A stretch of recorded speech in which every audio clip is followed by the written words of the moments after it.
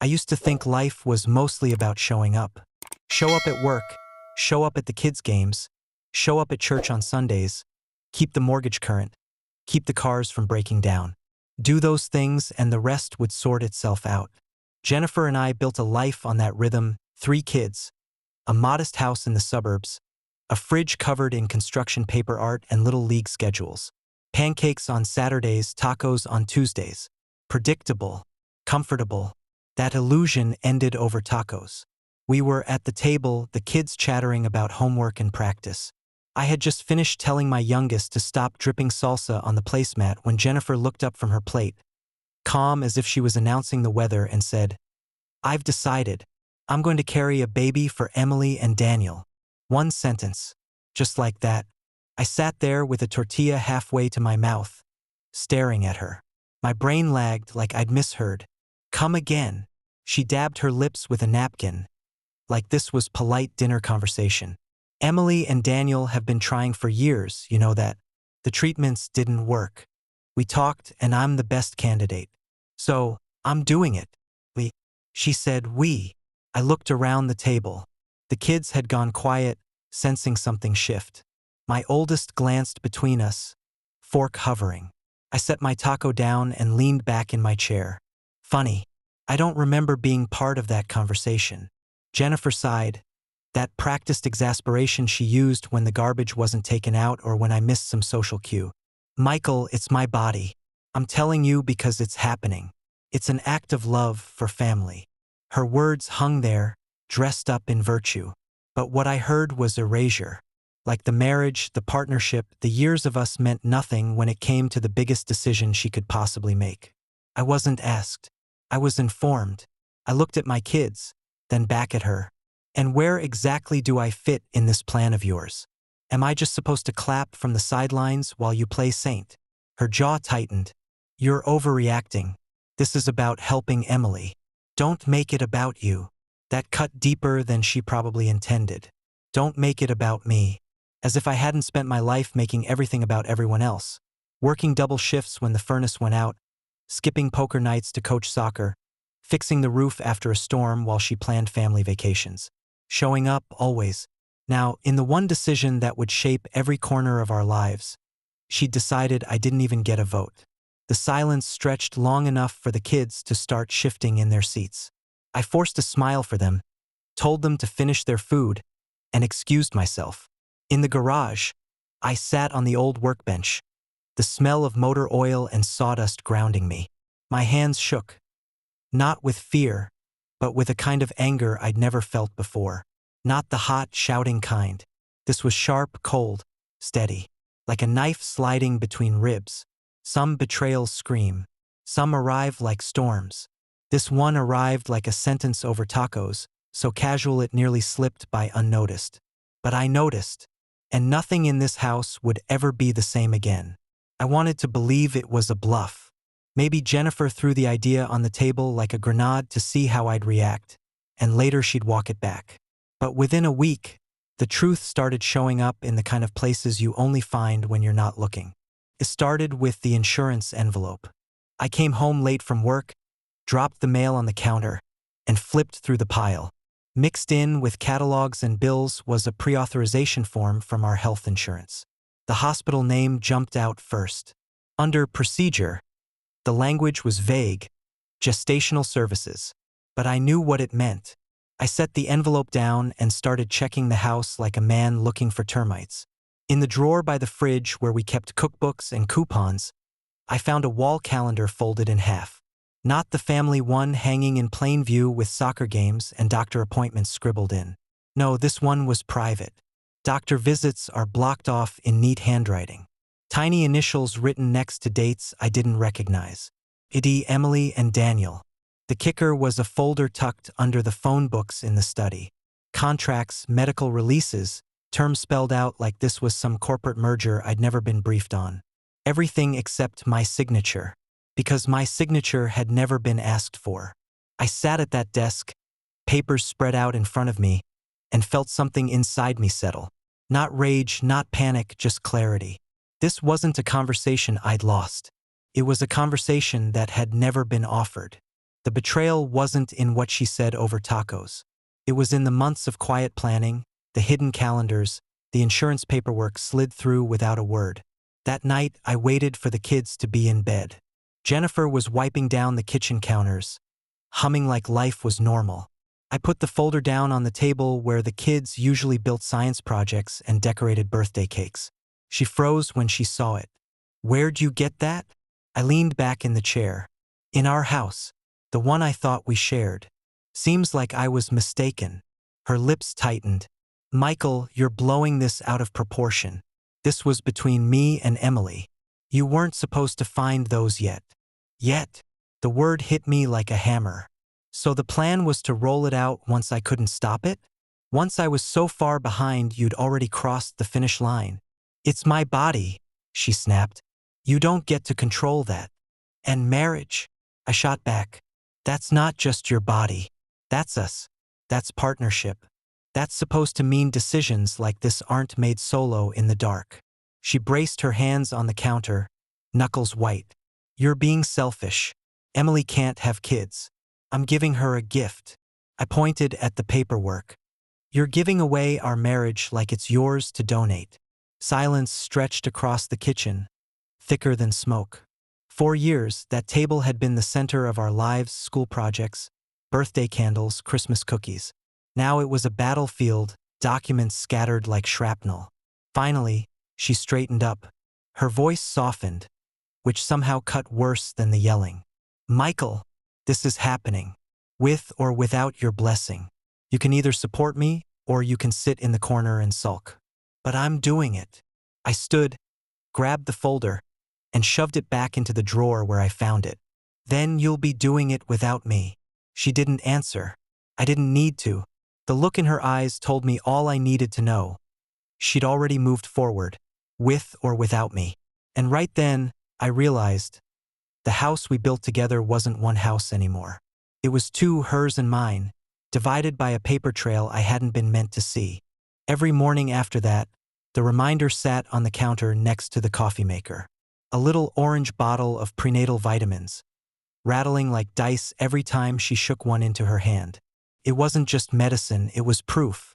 Proof that this wasn't an argument or a phase or something we'd circle back on once tempers cooled. It was motionless. Every pill swallowed pushed her further down a road I never agreed to walk. Jennifer kept talking like my resistance was just a kink in the plan. "You'll come around, Michael. You always do." But I wasn't coming around. The pressure campaign kicked in. Emily called me at work, her voice syrupy with pleading. "This is about family, Mike. Don't make Jen feel unsupported." Daniel left me voicemails about duty, about what it means to be a man who shows up for his wife. Even Jennifer's mother chimed in, moralizing about sacrifice, reminding me how she raised Jennifer to be strong enough to give. Strong enough to give.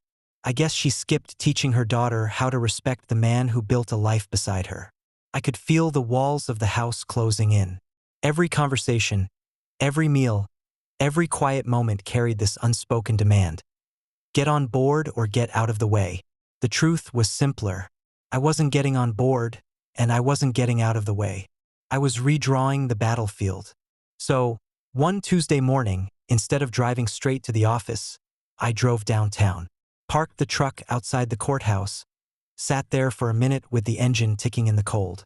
My hands rested on the steering wheel, steady, like I'd already made peace with the decision. Inside, the clerk didn't look surprised. Men don't usually walk in grinning when they ask for separation forms. She slid the papers across the counter like she'd done 1,000 times. "Fill out what applies. Take your time." I did. Line by line, box by box. No dramatics. No courtroom speech. Just ink on paper, spelling out the truth. I would not tie my name, my life, or my children's stability to someone else's baby. It wasn't anger that kept my pen moving. It was clarity. Anger burns hot and fast. Clarity runs cold, steady, and it gets the job done. When I was done, the clerk stamped the packet with a heavy thud. That sound didn't feel like an ending. Felt like a foundation being poured. That evening, I came home, tied on an apron, and flipped pancakes for dinner. The kids chattered at the table, blissfully unaware of the day's paperwork. I slid plates across to them, syrup dripping, butter melting, and for the first time in weeks, I felt something close to peace. Not happiness, not yet, but peace. Jennifer walked in halfway through the meal. She saw the pancakes, smelled the butter, and for a second you'd think nothing had changed. Then her eyes flicked to me, sharp as glass, searching. "What did you do today?" she asked, voice flat. I kept my eyes on the skillet. "I did the next right thing." She didn't ask for details. Maybe she already knew. Maybe she didn't want to know. Either way, the silence stretched long and taut, broken only by the sound of forks scraping plates. Later that night, after the kids were asleep, she cornered me in the hallway. "You filed, didn't you?" I met her stare, unblinking. "I protected myself, and I protected our kids." Her lip curled like I'd spit on her generosity. "You'll regret this." I shook my head. "No. I'd regret pretending this was still a marriage." She turned on her heel and walked away, the sound of her footsteps fading into the bedroom we no longer shared in spirit. The vitamins still sat by the coffee maker the next morning. Same bottle, same rattle. But now they didn't sting the same way. Because I knew. Every pill she swallowed wasn't my chain to bear anymore. By spring, there was no hiding it. Jennifer's pregnancy wasn't just vitamins on the counter anymore. It was ultrasound photos pinned to the fridge like trophies. Her side of the family lit up the group texts with emojis and congratulations, all of them tagging me like I was supposed to clap along. I didn't. I answered nothing.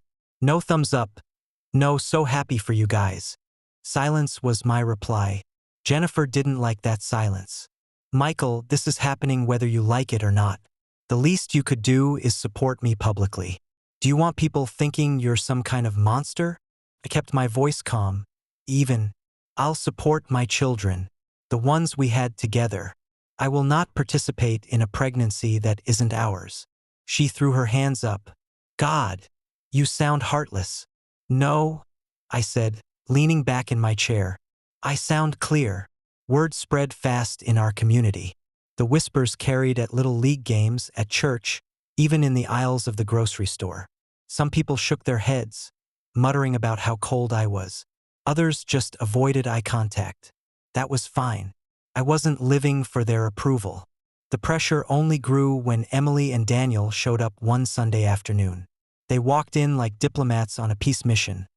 Daniel in his pressed polo, Emily glowing like this was her victory lap. "We just want to say thank you," Daniel started, clapping me on the shoulder like we were old war buddies. "Not every man would stand by while his wife makes such a sacrifice. You're a bigger man than I could ever be." I shook his hand off. "Don't mistake silence for consent." Emily's smile faltered. "Michael, this is a family gift. You can't stand there and act like you're the victim." I looked at both of them, my voice flat as steel. "I didn't enlist. Don't conscript me now." Jennifer rushed to fill the silence. "He doesn't mean that. He's just—" I cut her off. I meant every word. For a long second, the room went still, everyone holding their breath like they expected me to backpedal. But I didn't. Emily sniffed, gathered her purse, and muttered something about cruelty. Daniel shot me a disappointed look, as if I'd failed some test of manhood. They left in a huff, and Jennifer turned on me the second the door shut. "You humiliated me." "No," I said, turning back to the sink. "You humiliated us both the day you made this decision without me." That night, I sat on the porch after the kids went to bed, listening to the crickets. The house behind me buzzed with Jennifer's texts, her family's congratulations, the noise of a world trying to shove me into a role I never chose. Out here, though, the air was still. It wasn't peace, not yet, but it was clear, and clarity was enough to keep me steady. The call came at dawn. Jennifer's mother's voice, high and urgent. "It's time. We're on the way to the hospital. She needs you there." I sat at the kitchen table, pouring milk into the kids' cereal bowls. My youngest still had bedheads sticking up in all directions. The morning sunlight cut across the table, warm and steady.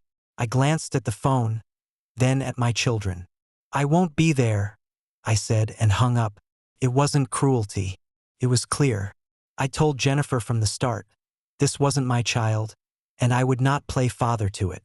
My duty sat right in front of me, spooning Cheerios into their mouths, asking if we could stop at the park after school. That was where my presence mattered. An hour later, my phone buzzed nonstop. Emily called. Daniel texted. Jennifer's sisters piled on with guilt trips. Even my pastor sent a message about standing beside my wife in her moment of sacrifice. I put the phone on silent and slid it into the junk drawer. Out of sight, out of mind. By noon, Jennifer herself called. Her voice trembled. Pain laced through the edges. Michael, I need you here. Please. If not for me, for closure. I closed my eyes, hand resting on the counter. For a brief second, I saw the woman I married. The girl who once laughed beside me in a beat-up pickup truck, eating drive-through fries on our way to nowhere in particular. But that girl was gone, replaced by someone who believed partnership meant unilateral decisions dressed up as charity. I steadied my voice. Not my child. Not my responsibility. She sobbed quietly on the other end. Then the line went dead. The house was silent except for the sound of the kids playing in the living room. I walked in, knelt down and helped my daughter piece together her Lego tower. Brick by brick, steady hands, while the rest of the world tried to drag me into a delivery room I had no claim in. By evening, the news had traveled. Group texts lit up. Healthy baby boy. Photos started flooding in. Jennifer, pale but smiling, Emily beaming, Daniel holding the newborn like he'd just won a prize. All of them basking in glory. My absence was noted immediately. Where's Michael? One cousin wrote. Another chimed in. He should be ashamed. I wasn't. While they celebrated at the hospital, I made spaghetti with the kids. We ate together, talked about homework and baseball practice, and then I checked the smoke detectors like I did every month. Life kept moving. Later that night, Jennifer's sister left me a voicemail sharp enough to cut glass. You're heartless. Everyone's here and you've embarrassed Jennifer. Do you even care how this looks? I didn't reply, because the truth is, refusal can be louder than applause. Sometimes the strongest stand a man takes is the one where he doesn't show up at all. When the kids were finally asleep, I stepped out onto the porch. The night was cool, quiet. I thought about the hospital room, balloons, flowers, applause, and I thought about my own house, dark, steady, grounded in the only responsibility that mattered. I didn't feel cruel. I didn't feel heartless. I felt something else entirely. Free. 2 days after the birth, Jennifer came home, not alone. Emily and Daniel followed her through the door, carrying the baby in a car seat like they were parading a trophy. Balloons trailed behind them, voices high and giddy. The moment that baby's cries filled my house, something inside me braced. It was the sound of pressure trying to force its way through a locked door. Jennifer set the carrier on the living room floor and unbuckled the tiny body, cooing like nothing was broken. Emily hovered close, eyes shining, while Daniel glanced at me, all puffed up with gratitude. Look at him, Daniel said, holding the baby out slightly, like I was supposed to marvel. Isn't he perfect? This is Michael's family, Michael. This is what it's all about. I stayed seated in my chair, arms crossed, voice flat. That's your family, not mine. Emily's head snapped up. How can you say that? Jennifer carried him. Your kids are his cousins. You're tied to him whether you like it or not. I met her stare. Blood doesn't make me a father. Choice does. And I didn't choose this. Jennifer's face pinched. Michael, please. Just hold him. One time. For me. The baby squirmed in Daniel's arms, crying louder. The sound rattled through the walls, up the stairs, into every corner of the house. But I didn't move. No, I said. Not now. Not ever. I won't step into a role I never agreed to. The tension in the room snapped. Jennifer burst into tears. Emily hissed something about cruelty, and Daniel, Mr. Man-to-Man, finally spoke up. Michael, he said, his voice low, leaning in as if we were equals on some battlefield. Man to man, I'm asking you to step up. Help us through this transition. You're making it harder than it has to be. I stood then, closing the distance until we were eye to eye. My voice didn't rise. It didn't need to. You want a man-to-man talk? Here it is, you take care of your child. I'll take care of mine. Don't ever ask me to carry your load. His jaw worked like he wanted to argue, but he looked away first. The night dragged on. The baby's cries echoed upstairs, waking my youngest twice. Jennifer begged me to pitch in, to grab diapers, to soothe the baby so she could sleep. Each time I shook my head. Not my responsibility. By morning, the house felt like a war zone. Jennifer's eyes were red from exhaustion. Emily sulked in the kitchen. Daniel paced like a general whose army had deserted him. Finally, I laid it out, plain and final. This house is not a nursery for a child that isn't mine. If you want to stay here, you keep that baby out. If you want to raise him under this roof, then this roof is no longer mine. Jennifer stared at me, broken and furious all at once. You're a monster. I shook my head slowly. No, I'm a man who knows where the line is, and I don't move it for anyone. They packed up the baby that afternoon, muttering about my cruelty, slamming doors on the way out. The silence that followed wasn't peace. Not yet. But it was proof the boundary held. And I'd hold it again tomorrow. The weeks after the baby's arrival were like living with a storm trapped in the walls. Jennifer and I moved around each other in silence, only speaking when the kids were present. The children noticed, of course they did. Kids always do. But I did my best to keep their routine steady. School drop-offs, baseball practice, Saturday pancakes. Normalcy was the shield I held between them and the chaos. Jennifer, though, simmered. She came home late from helping Emily, snapped when I didn't ask how the baby was doing, bristled at every sign that I'd drawn a hard line. She'd pace the kitchen at night, phone in hand, whispering to Emily or her mother about my stubbornness. I'd sit in the living room, book open but unread, listening to her frustration wear grooves into the floorboards. One night, after weeks of this, she walked into the living room. The kids were asleep. The house was quiet. She stood there for a long moment, staring at me like I was a stranger in my own chair. Then she said it, soft, almost to herself. I can't breathe here. Her voice wasn't angry. It was weary, cracked around the edges. I closed the book and set it on the table. My answer came calm, certain. Then don't. She blinked, like she'd expected me to beg, to argue, to fight for something already broken. But there was no fight left, not for the marriage as it stood. You're just letting this go? She whispered. I leaned forward, resting my elbows on my knees. I'm not letting anything go. You let it go the day you made a decision without me. I'm just refusing to carry the pieces you left behind. She wrapped her arms around herself, tears brimming. I thought you'd come around. I thought you'd see the bigger picture. I shook my head. The bigger picture is my kids. Their stability, their home. That's my picture. You chose a different one. Now live with it. For a long minute, the only sound in the room was the hum of the refrigerator. Then she nodded, wiped her eyes, and walked down the hall. I heard drawers opening, bags zipping. By morning, she was gone. Emily's SUV idled in the driveway, trunk packed. Daniel carried the baby seat while Jennifer loaded clothes into the back. She hugged the kids tight, promised them visits, promised them she still loved them. They clung to her, confused, scared. I stood in the doorway, watching, not interfering. This was her choice, her consequence. When the car finally pulled away, the kids turned to me, eyes wet, waiting for me to tell them it would all be okay. And I did. I knelt down, pulled them close, and said, "We're going to be fine.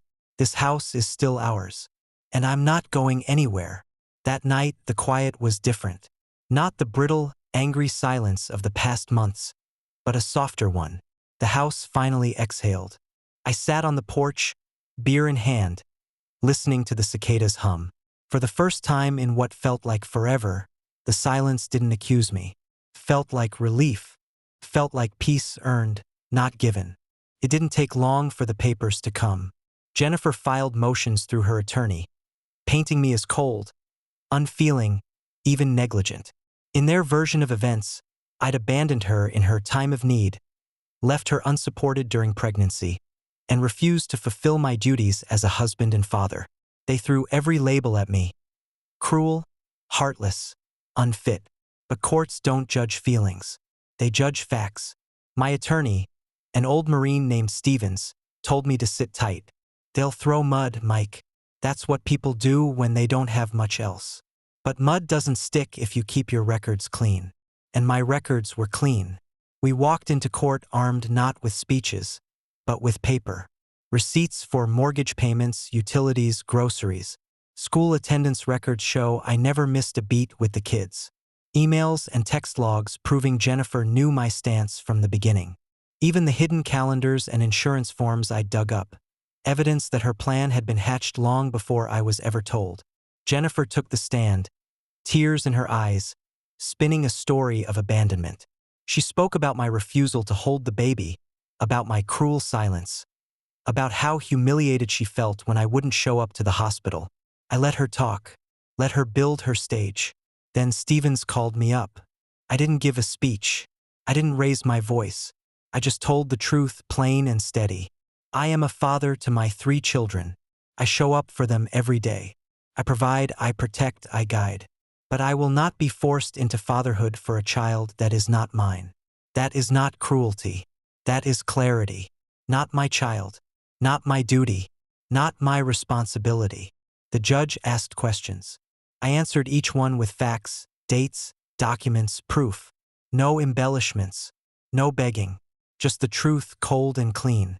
When it was over, the ruling came down sharply as a gavel strike. Full custody of my 3 children awarded to me. Jennifer would have visitation, supervised at first.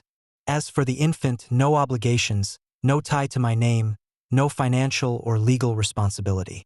The line I'd drawn in my house now existed in black and white legal ink. Outside the courthouse, Jennifer's family scowled, whispering words like heartless, coward, monster. Daniel muttered something under his breath about what kind of man abandons his wife. I turned to him, looked him dead in the eye. The kind of man who doesn't raise another man's child. He looked away first. Always did. Stevens clapped me on the shoulder. You didn't win, Mike. You held the line. That's better. He was right. The court wasn't a victory lap. It was scaffolding, steel and concrete laid down so I could rebuild without interference. That night, I picked the kids up from school, drove them home, and we ate burgers at the kitchen table. No tension, no whispered accusations, no baby cries echoing through the walls. Just us. For the first time in months, the house felt like a home again, and I promised myself I'd never let anyone redraw those lines again. The noise faded slowly. At first, Jennifer's family kept up the campaign. Calls, texts, long messages dripping with judgment. They tried guilt, anger, even pity. But after the court ruling, their words carried less weight. Each unanswered voicemail was like a nail sealing a coffin. Eventually, the messages stopped coming. Life, in its stubborn way, settled. Saturday mornings went back to pancakes. The smell of butter and batter filled the kitchen, the kids jockeying for who got the first stack. I flipped them with the same steady hand I'd used before all this mess. And for once, nobody looked over their shoulder waiting for an argument to break out. We built new routines out of the rubble. Homework spread across the kitchen table. Tomato plants lined up in the backyard where the kids helped me stake them. Family photos finally hung straight on the walls. The wedding picture came down. I put it in a box marked history and slid it onto a shelf in the garage. Not out of hate, just out of truth. The house felt lighter without the constant undercurrent of tension. I'd come home from work, and instead of stepping into a battlefield, I stepped into a home. The kids laughed louder. The air seemed clearer. Even the silence, once heavy and brittle, became something friendly, like an old dog stretched out at your feet. One evening, sitting on the porch with a glass of iced tea, my oldest son asked, "Dad, are we really going to be okay?" I looked at him, at the weight he carried being old enough to understand more than his siblings. "Yeah, son, we are. Because I'm not going anywhere. And because doing the right thing doesn't always feel easy. Sometimes it feels like standing alone." but it's still right. He nodded, quiet but satisfied. That was enough. Even Daniel started stepping up more, from what I heard through the grapevine. Maybe fatherhood hit him harder once the applause died down. Maybe it had to. Either way, that wasn't my battle to fight anymore. For me, peace didn't come in some grand epiphany. It came in small, faithful acts. Packing lunches, fixing a leaky faucet, coaching Little League, planting tomatoes in the spring sun with dirt under my fingernails while my daughter laughed at how crooked my rows were. It came in reclaiming the ordinary. One night, after tucking the kids into bed, I sat back on the porch. The air was still. No phones buzzing, no voices accusing, no baby cries that weren't mine to answer. Just quiet. And in that quiet, I heard my father's words echo, words he'd told me when I was a boy, after a rough day at school. Son, you don't have to solve the world in one night. Just do the next right thing. That's what I'd done. One right thing at a time. Filing papers instead of fighting in circles. Protecting my kids instead of bowing to pressure. Refusing to hold a baby that wasn't mine, no matter who called me cruel. And now, with the cicadas humming in the dark and my house finally steady again, I realized those words had carried me through. Peace isn't loud. It doesn't announce itself with applause or fireworks. It shows up in the faithful rhythm of a life rebuilt the hard way. And that's exactly where I was. Sitting on my porch, kids asleep inside, the quiet not an enemy but a friend. Subscribe and stay one step ahead of cheaters. And trust me, the next story makes this one look like a fairy tale.